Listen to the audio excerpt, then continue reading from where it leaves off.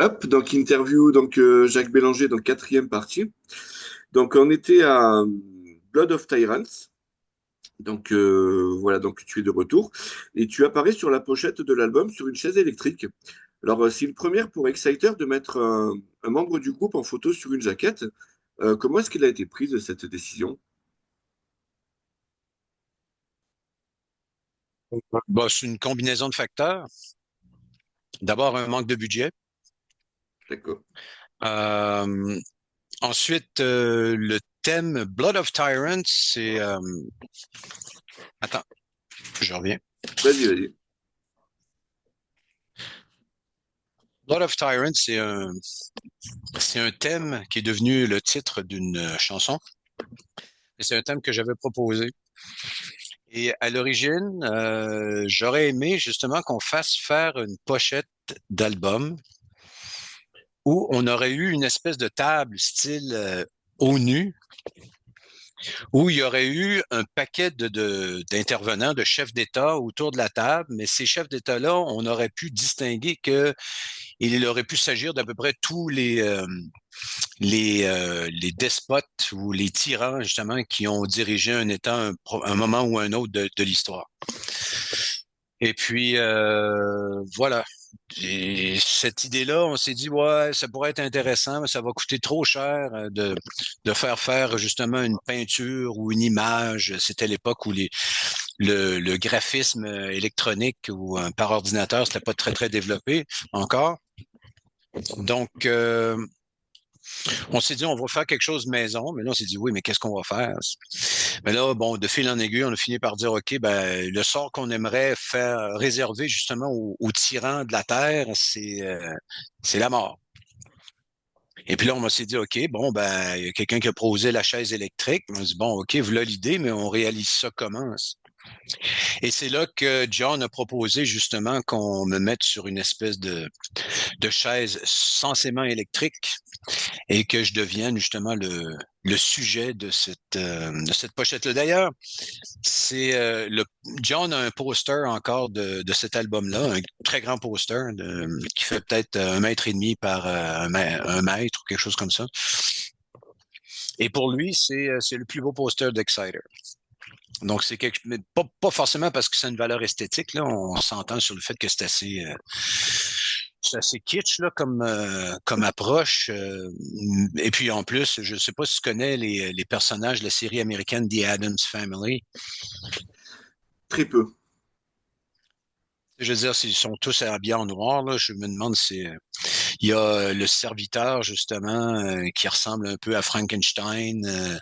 Et puis il y a un autre serviteur qui est Uncle Fester, qui a pas un poil sur le caillou, qui a les yeux hyper pochés ici, puis whatever. Mais je dis moi, je ressemble à Uncle Fester sur cette pochette-là. D'accord. Donc moi, ça me dérangeait pas. Je me dis le ridicule ne tue pas, tu sais, donc heureusement. Mais disons que c'était un peu ça a été improvisé à partir de quelques bribes de concepts qu'on a essayé de rapailler puis de mettre ensemble sans avoir de budget. C'est un peu ça qui est arrivé, au fond.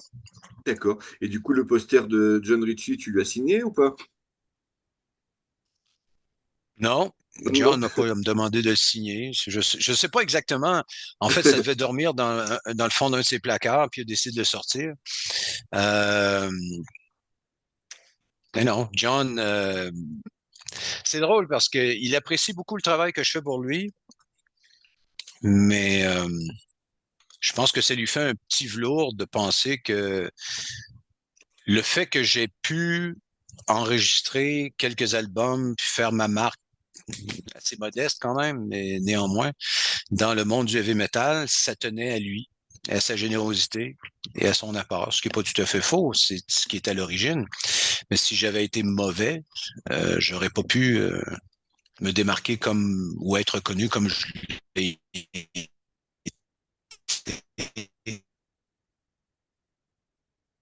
Ah, tiens, c'est pas vrai.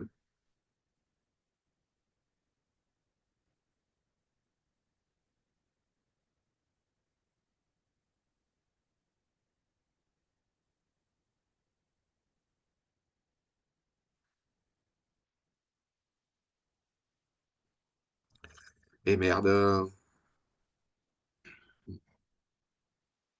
Oui, vrai. Bon, Bon, ben, le OK. bug pour cette session, c'est fait. J'espère qu'il peut y en avoir un deuxième. Non, non, Euh, après ça, ça va aller en augmentant. On va J'espère passer de pas. 2 à 4. On est passé de 1 à 2, 2 à 4, et ainsi de suite. Ok. Donc, voilà. Donc, du coup, ben, The Dark Command, il n'était pas très long puisqu'il faisait 40 minutes. Mais Blood of Tyrants, il est encore plus court puisqu'il en fait que 35. Pourquoi ces formats? C'était pour le vinyle ou c'était pour autre chose? Je veux dire, la longueur, Ouais, le temps, ça, ça n'a jamais été une source de préoccupation pour John. D'ailleurs, le prochain album, il va faire à peu près ça, 35-40 minutes. d'accord. Lui, il se dit, écoute, ça me sert à rien d'enregistrer 3 ou 4 chansons de plus au, au seul motif que ça devrait être plus long pour que les gens aient l'impression d'en avoir pour leur argent. Lui, il a pour son dire, il y a plein de chansons hein, qu'il écrit, puis qu'il nous soumet, puis qu'il dit non, c'est pas une bonne idée. Poubelle.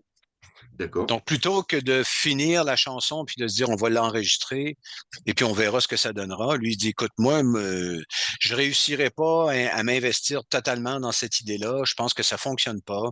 Donc, poubelle. Là, donc, lui, sa philosophie, c'est on n'enregistrera que des chansons que j'aime, quitte à ce que l'album ne fasse que 35-40 minutes. D'accord, tout simplement. C'est aussi banal, aussi trivial que ça. Ok. Donc, du coup, en 2001, vous êtes à l'affiche du Wacken Festival. Alors, quel souvenir en gardes-tu? Et est-ce qu'il s'agit du plus gros concert que tu aies donné dans ta carrière? Ça, manifestement, c'est le plus important. Je vais avoir 35-40 000 personnes. C'était la deuxième fois qu'on joue au Wacken-Fest. On avait joué précédemment sur le Party Stage à l'époque. Il n'y avait qu'un seul stage principal. Il y avait D'accord. juste à côté le Party Stage. Et on avait joué là juste avant, je pense que c'était juste après euh, Primal Fear et juste avant Riot ou l'inverse, là. Donc, ça avait été une belle expérience. C'était la première fois que je faisais un festival en Europe. Et la deuxième fois, en 2001, ben là, je veux dire, il y avait un double main stage. Donc, c'était un feu roulant tout le temps. Il y avait un groupe qui finissait d'un côté, il y en avait un autre déjà qui était prêt à partir de l'autre, à partir à démarrer, j'entends. Donc, pour moi, ça a été... on est bien traité, je veux dire, quand on va jouer dans les festivals, contrairement à la façon dont on est traité quand on fait des tournées de clubs ou de... Et puis, ça, les festivals, ça a été une belle expérience chaque fois. Et puis, ça nous donne l'occasion aussi de rencontrer d'autres bandes qu'on aime beaucoup, ou qu'on aime, qu'on connaît pas, mais qu'on finit par découvrir et qu'on aime par la suite. Donc, le festival de Wacken en 2001, pour moi, c'est le plus mémorable de tous les festivals que j'ai joués. Peut-être avec le Bang Your Head Festival, où on a joué 2 fois aussi. Puis, je veux dire, les journalistes, le Horst, qui était l'organisateur de ça, c'est lui qui était le chef de l'éditeur, justement, ou l'éditeur en chef de Heavy Oderfass, le magazine allemand. Et ces gens-là aimaient beaucoup Exciter. Ces journalistes-là nous soutenaient beaucoup. Et puis, on avait comme une relation quand même assez intéressante avec eux, une relation assez positive, constructive. Et puis, donc, on a une relation assez particulière à ce festival-là. Mais Wacken, c'est forcément c'est le summum des festivals où j'ai joué. Et j'en garde un souvenir indélébile et positif. Hmm. D'accord. Donc, bon, la question suivante, c'était pour ton second départ du groupe. Bon, tu en as déjà parlé. Donc, du coup, voilà, tu es Mhm. revenu en 2003. Donc, après le départ de Marc Sharon, donc j'en reviens toujours à Marc Sharon, est-ce que c'était entre guillemets une de tes conditions ou pas du tout? Pas du tout. Non. Marc est parti pas longtemps après mon deuxième départ. D'accord. Donc, il y en a eu assez, je pense, un peu comme moi, mais Sa réaction était un peu tardive, si on veut. Et puis, on a eu assez. Puis là, ben, on a essayé de jouer avec un ou deux bassistes. Il y avait un dénommé Champagne qui était absolument pas le bon personnage pour le groupe. Et quand je suis revenu, et qu'il a été question justement d'enregistrer New Testament, tu vois sur la pochette, il n'y a que 3 musiciens derrière. Sur les photos, il n'y a que Rick, John et moi. Donc, John a joué la basse pour Oui. ce projet-là.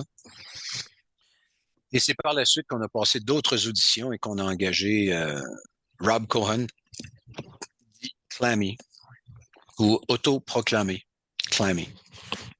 D'accord. Ok, donc voilà, ben justement 2004 New Testament, euh, compilation de titres réenregistrés. Comment est-ce que la sélection, elle s'est opérée pour le choix des titres, hein?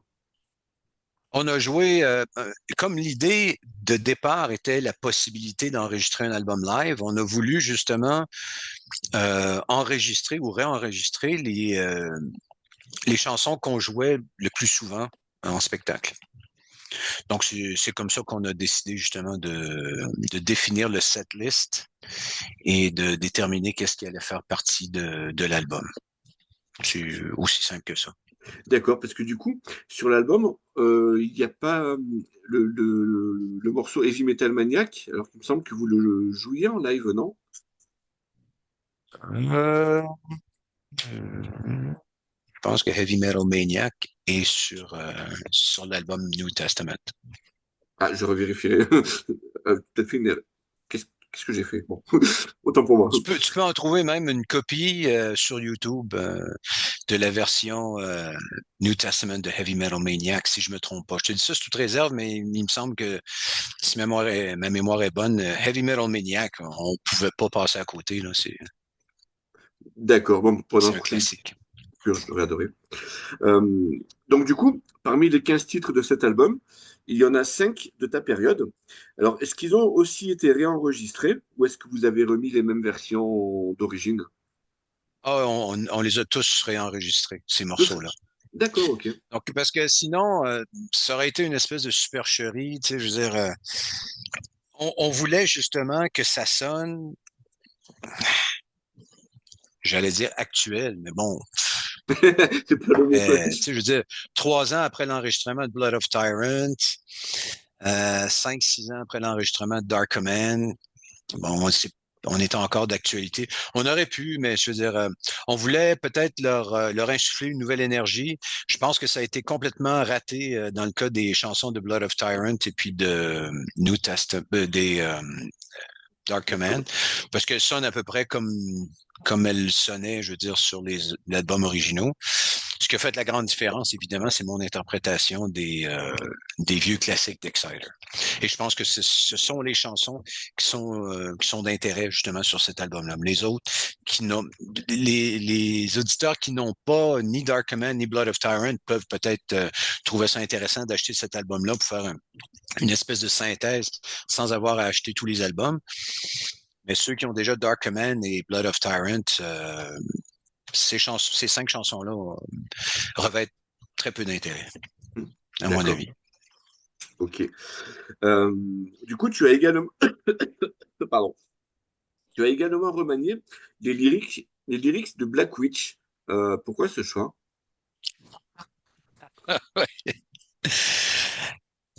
Ce qui arrive, c'est que et c'est lié un peu à un événement malencontreux. Sur le premier album, c'est le frère de Dan Beeler, Richard Beeler, qui écrivait une bonne partie des paroles pour Exciter, sur le premier album notamment. Black Witch, je me souviens plus si c'était sur le premier ou sur le deuxième. En tout cas, peu importe. Ces paroles-là avaient été écrites justement par Richard Beeler.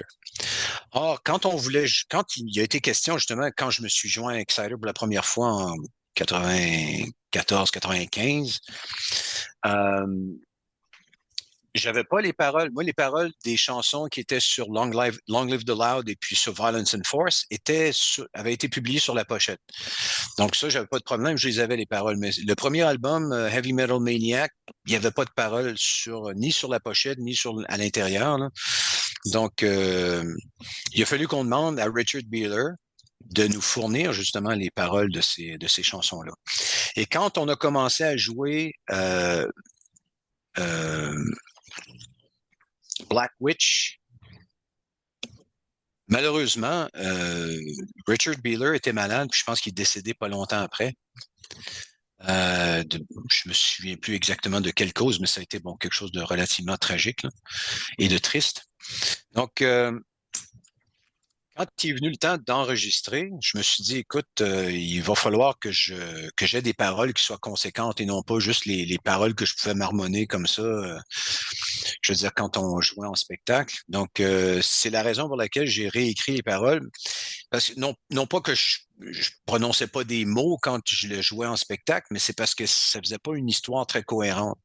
Et là, je me suis dit, je vais m'asseoir. Les bouts que je connais, que je perçois, dont je peux très bien déterminer quelles sont les paroles, je veux dire, qu'est-ce qui est dit, etc. Je vais les écrire et je vais compléter justement avec ma propre plume en essayant de faire un tout cohérent. Donc, en plus, Dan Beeler, la façon dont il prononçait les paroles, c'était tellement difficile à suivre que, bon, c'était marmonné beaucoup plus que prononcé. Alors, je me suis dit, écoute, comme j'arrive pas à comprendre, je vais remplir les trous moi-même avec mes propres paroles. D'accord, ok. Mais c'est quand même fou comme histoire. C'est-à-dire que John Ritchie, il a pas archivé, enfin, il n'a pas d'archive avec toutes ses paroles et justement tout ce qu'il pouvait avoir. D'accord, ok. Ouais, lui, il se disait, écoute, c'est la job de Dan Beeler de chanter. Ouais, Moi, ouais, j'en ai ouais. rien à cirer. Donc, Ok. Euh, du coup, donc toujours sur New Testament, euh, les albums Unveiling the Wicked et Exciter où John Ritchie n'apparaît pas, ils sont zappés. Est-ce que ça n'aurait pas été intéressant que vous en enregistriez un ou deux à votre sauce, avec un line-up du coup complètement différent? non. Personnellement, ça m'aurait pas dérangé. Il y a des chansons sur Kill After Kiss avec John. Oui. Euh,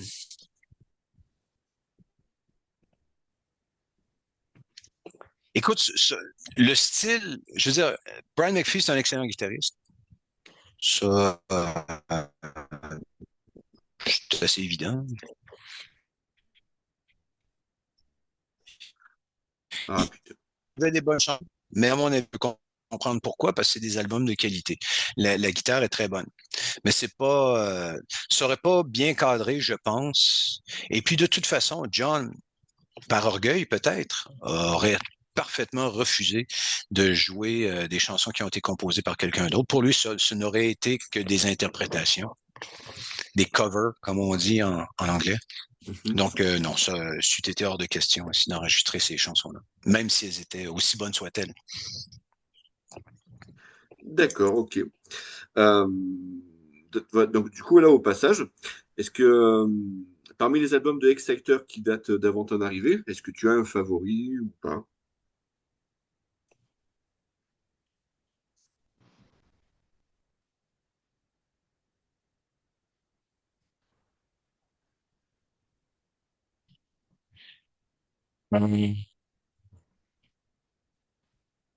J'aurais tendance à dire Heavy Metal Maniac.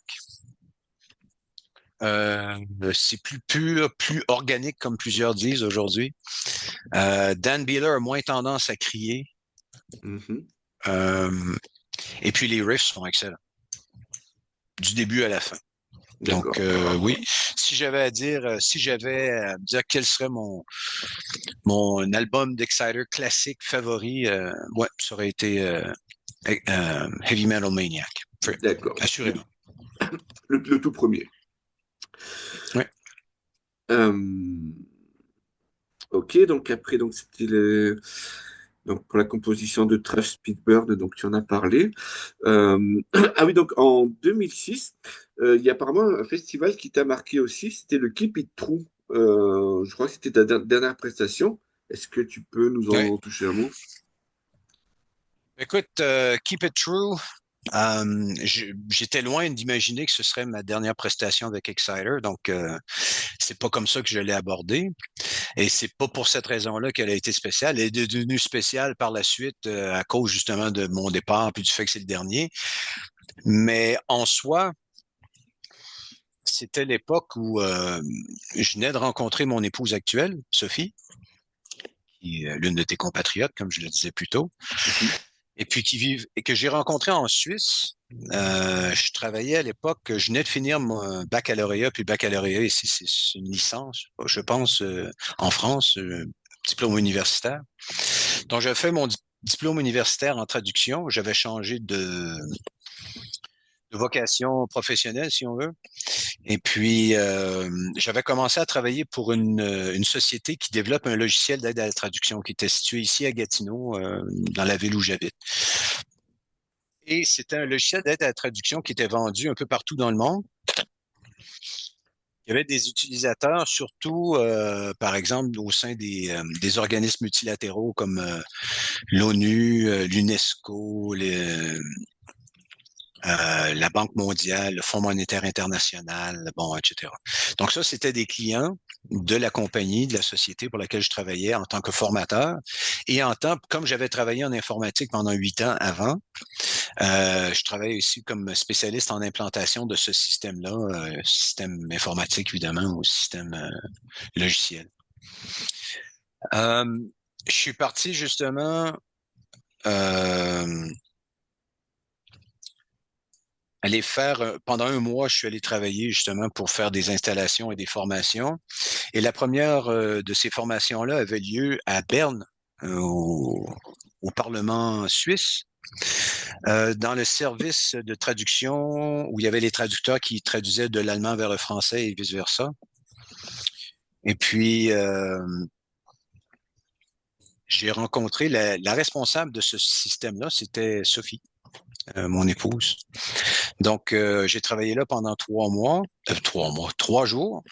Et puis, par la suite, bon, on ne sait plus. On s'est dit, ben, ce serait bien. Moi, je suis encore là pendant 3 semaines en Europe, donc on peut peut-être se voir ici et là. Donc, elle est venue me rejoindre à Lyon alors que je donnais de la formation à l'Interpol. Ensuite, elle est venue me rejoindre à Cologne. Après ça, j'avais un spectacle à donner justement à Montréal.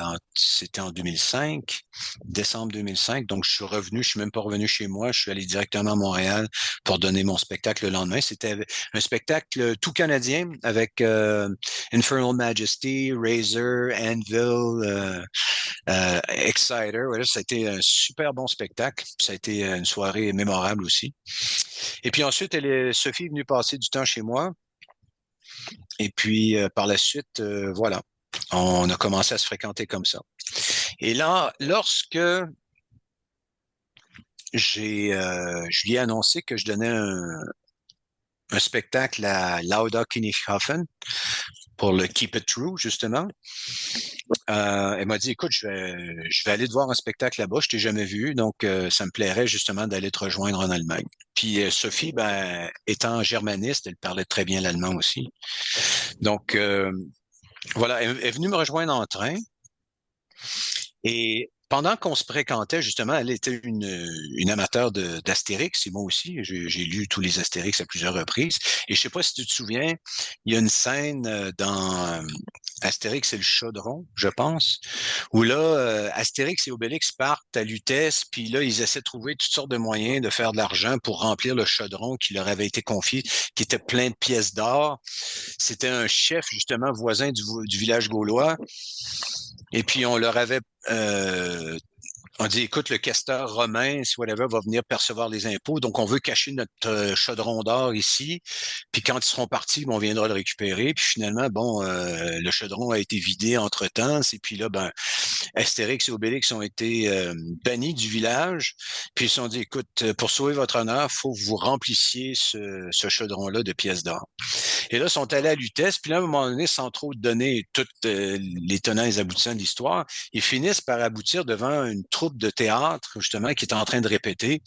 Puis c'est du théâtre expérimental, évidemment. Puis Là, à un moment donné, il y en a un qui dit Hey, toi, le gros, en parlant d'Obélix, toi, tu serais un bon acteur, toi, tu serais excellent.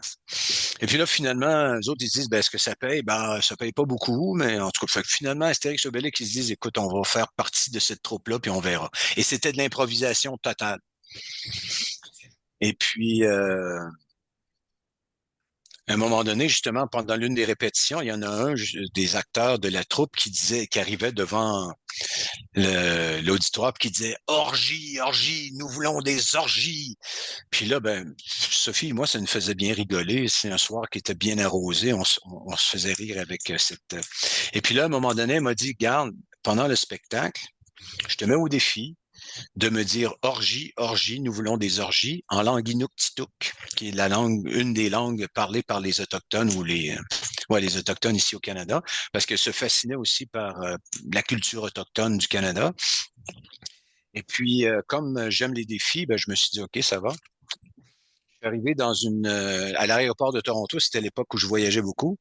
Et puis, je suis arrivé dans une boutique pendant que j'attendais mon prochain vol. Et puis, il y avait une boutique d'art inuit et amérindien.